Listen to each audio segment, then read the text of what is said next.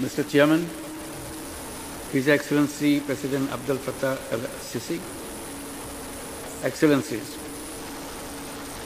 Bangladesh would commend the government of Egypt for convening this special session on the humanitarian crisis and the reconstruction challenges in Gaza and Lebanon. In this gathering, I particularly recognize in our midst His Excellency President Mahmoud Abbas of Palestine and Prime Minister Naguib of Lebanon, and valued accounts they just provided us. Thank you for your presence. We gather at a time when Israeli aggression and the 14-month-long brutal genocide against the Palestinian people continued unabated in the occupied Gaza Strip and the West Bank. Words should suffice very little. To say the least, we are in utter dismay at Israel's blatant disregard to long-held international norms, laws, and conventions. The ways the hostilities in Lebanon is spreading, there are heightened fears of further escalation. This can lend to dire and long-term consequences for peace and stability across the region, impacting global society and polity, not just economy. From Cairo, we must voice our unity and unwavering commitment in solidarity with our Palestinian brothers and sisters at this existential time in their history. Excellencies, throughout our history, Bangladesh has stood firmly in support of the Palestinian cause. We consistently condemn the illegal occupation and the violent repression carried out by Israel.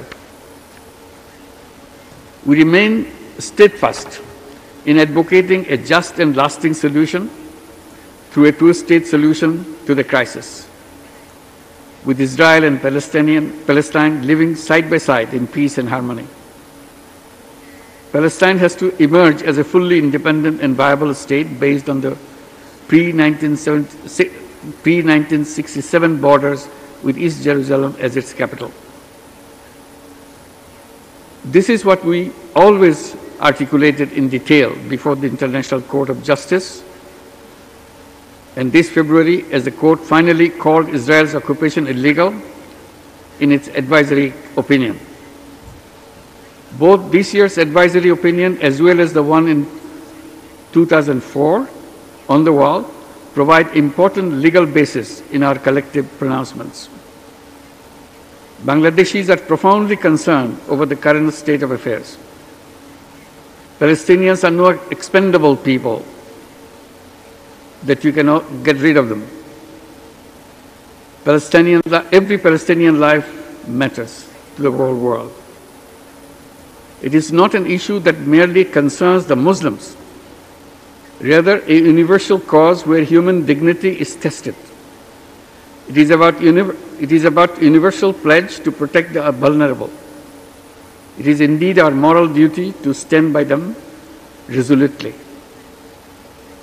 There are around 6 million Bangladeshi migrant workers and expatriate professionals across the region, including in Lebanon, who have been making significant contribution to the development of the countries across the Middle East. Their safety and security are also at risk.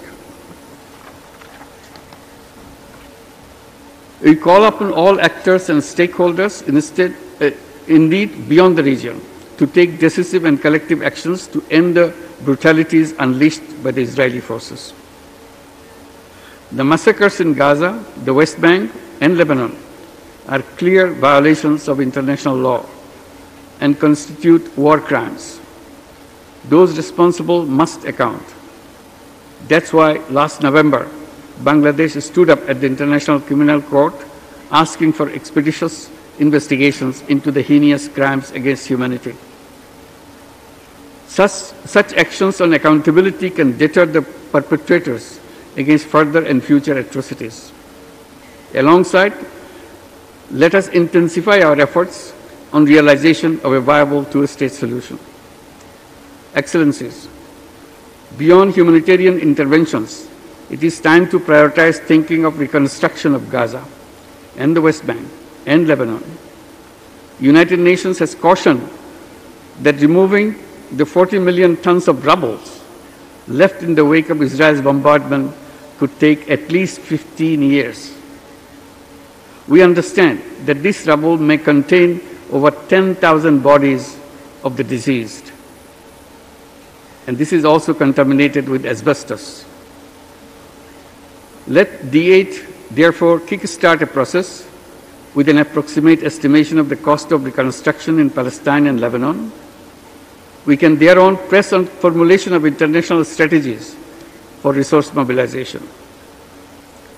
To end, yet again, let me place on record my gratitude to President El-Sisi for this initiative.